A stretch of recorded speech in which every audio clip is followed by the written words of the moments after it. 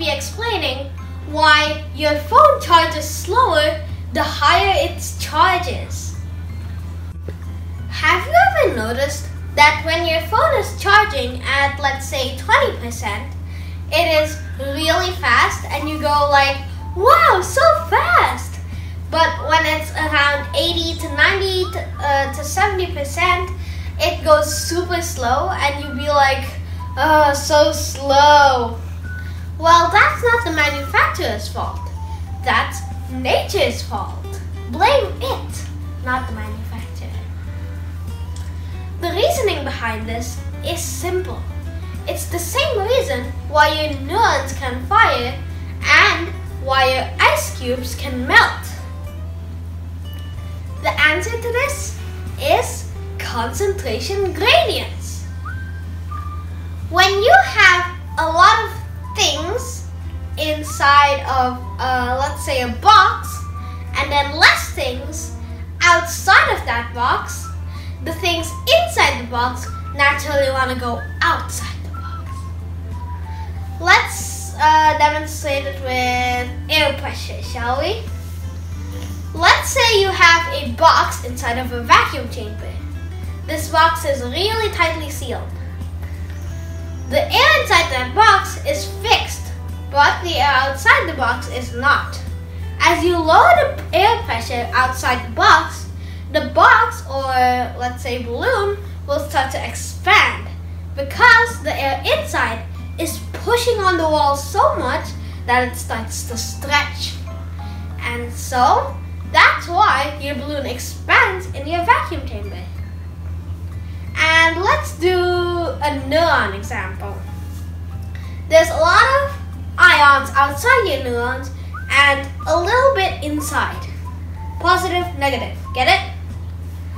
The positive ions want to mix with the negative ions to make a neutral charge.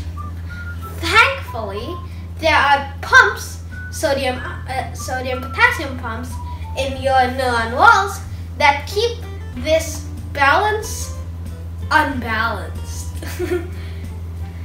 When your neurons are ready to fire, they will open up some gates that let the potassium outside flow inside, creating a massive action potential.